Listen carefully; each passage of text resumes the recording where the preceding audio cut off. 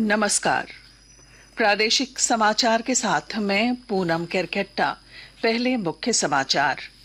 झारखंड में जल जीवन मिशन घोटाले में ईडी की बड़ी कार्रवाई। रांची और चाईबासा में 20 जगहों पर चल रही छापेमारी। विधानसभा चुनाव को लेकर राजनीतिक दलों में बैठकों का दौर जारी। रांची में भाजपा और झामुमो की अलग अलग बैठक। चुनावी रणनीति पर हो रही चर्चा।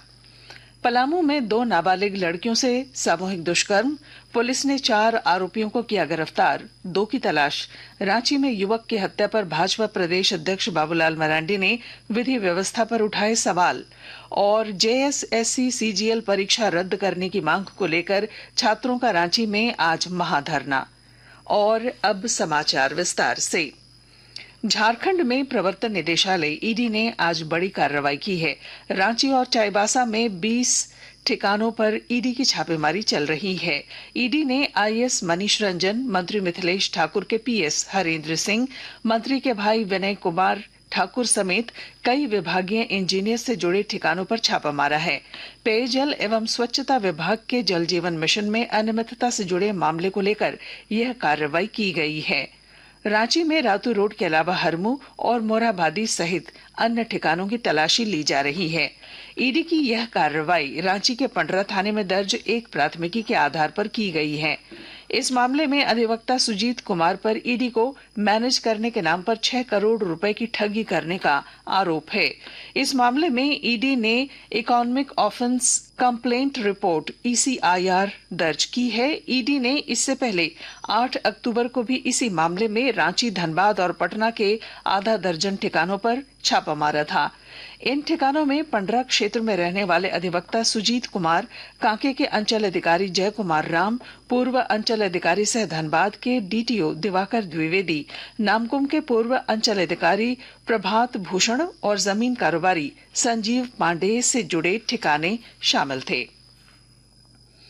भाजपा के वरिष्ठ नेता और राज्यसभा सांसद आदित्य साहू ने छापेमारी पर प्रतिक्रिया व्यक्त करते हुए कहा है कि प्रवर्तन निदेशालय एक स्वतंत्र एजेंसी है जो जन शिकायतों के आधार पर कार्रवाई करती है। उन्होंने कहा कि गरीबों के उत्थान के लिए बनाई गई योजनाओं के पैसे की झारखंड में बंदर बांट की जा रही है। विधानसभा चुनाव को लेकर सभी राजनीतिक दलों ने अपनी तैयारियां शुरू कर दी हैं। सभी राजनीतिक दलों की बैठकों का दौर भी जारी है। भाजपा ने आज रांची में महत्वपूर्ण बैठक बुलाई है। प्रदेश अध्यक्ष बाबूलाल मरांडी की अध्यक्षता में चुनाव प्रबंधन समिति की बैठक चल रही है, जिसमें भाजपा चुनाव प्रभारी शिवराज सिंह चौहान भी शामिल हैं। प्रदेश चुनाव सह प्रभारी हेमंता बिस्वा शर्मा भी इसमें शामिल होंगे। इसके बाद सभी मोर्चे के पदाधिकारी के साथ एक और प्रमुख बैठक होगी। विधानसभा चुनाव को लेकर झारखंड मुक्ति मोर्चा ने भी आज रांची में पार्टी केंद्रीय समिति की विस्तारित बैठक बुलाई है। सोहराई भवन में आयोजित बैठक में झामुमो के कार्यकारी अध्यक्ष हेमंत सोरेन भी भाग लेंगे। बैठक से पूर्व पार्टी के केंद्रीय महासचिव विनोद पांडे ने बताया कि इसमें चुनाव को लेकर सांगठनिक मजबूती पर चर्चा होगी। चुनाव का समय है और ऐसे समय में पार्टी की केंद्रीय समिति की विस्तारित बैठक हो रही है। निश्चित रूप से इस बैठक का महत्व इसलिए भी ज्यादा है कि हमारा जो सांगठनिक ढांचा है उसको और हम कैसे धारदार बनाए, कैसे मजबूत बनाए, इस विषय पर भी चर्चा होगी। वर्तमान में जो राजनीतिक परिस्थिति है और विधानसभा का चुनाव अभी सामने हम लोगों के है, तो इन सारे विषयों पर चर्चा होगी। पश्चिमी सिंहभूम जिले में विधानसभा चुनाव को लेकर प्रशासनिक तैयारी तेज हो गई है। राजनीतिक दलों की सक्रियता के साथ साथ जिला प्रशासन ने भी अपनी सक्रियता बढ़ा दी है। विस्तृत ब्यौरा दे रहे हैं हमारे संवाददाता। विधानसभा चुनाव को लेकर प्रशासनिक तैयारियां पश्चिमी सिंहभूम जिले में तेज हो गई हैं। राजनीतिक दलों के लिए सभी प्रकार की अनुमति को लेकर ऑनलाइन आवेदन के संबंध में उनके प्रतिनिधियों को प्रशिक्षण भी दिया गया है। चुनाव आयोग द्वारा विकसित सुविधा पोर्टल के माध्यम से राजनीतिक दल या प्रत्याशी चुनाव से संबंधित अनुमति के लिए आवेदन कर सकते हैं और अनुमति पत्र डाउनलोड भी कर सकते हैं। माना ये जा रहा है कि झारखंड में विधानसभा चुनाव की अधिसूचना कभी भी जारी हो सकती है। इसके लिए जिला प्रशासन अपनी ओर से तैयारियों को अंतिम रूप देने में लगा है। दिलीप बैनर्जी, आकाशवाणी समाचार, चाईबासा।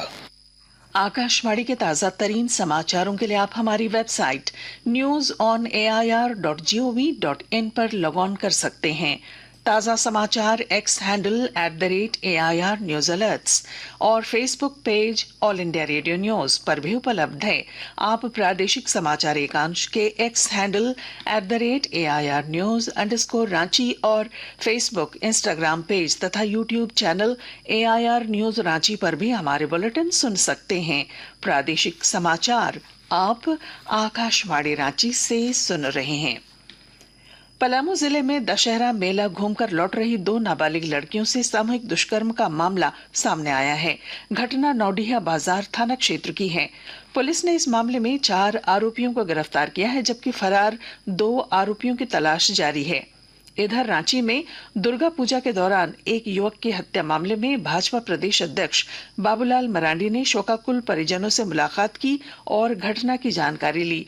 उन्होंने अब तक अपराधियों की गिरफ्तारी नहीं होने पर राज्य की विधि व्यवस्था पर सवाल उठाए हैं। झामुमो की राज्यसभा सांसद महुआ माझी ने भी पीड़ित परिजनों से मुलाकात की।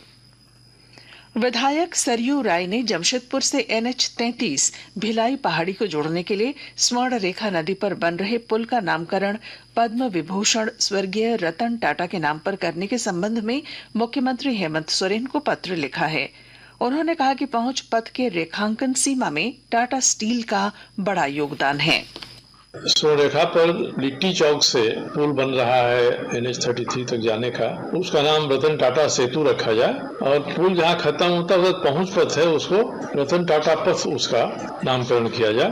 कि मैंने मुख्यमंत्री को पत्र भेजा है और मेरा तर्क यह भी है कि जहाँ पुल स्वर्ण रेखा का समाप्त होता है उसके आगे जितनी जमीन है उस जमीन को टाटा स्टील ने पहले से खरीद लिया था और फ्री में पुल बनाने के लिए दे दिया है। इससे बड़ा खर्चा बच गया भूमि अधिग्रहण का। पुल पहले 177 करोड़ में बनना था, अभी 40 करोड़ रुपया में वो पुल बन रहा है और पहुंच पथ भी बन रहा है। इस पुल में टाटा स्टील का योगदान भी है सरकार के साथ साथ, इसलिए इसका नाम स्वर्गीय रतन टाटा के नाम पर रखा जाए। झारखंड कर्मचारी चयन आयोग JSSC की CGL परीक्षा विवाद थमने का नाम नहीं ले रहा है।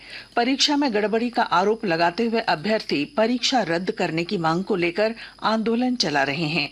रांची के मोरहाबादी मैदान में आज छात्र महाधरना देंगे।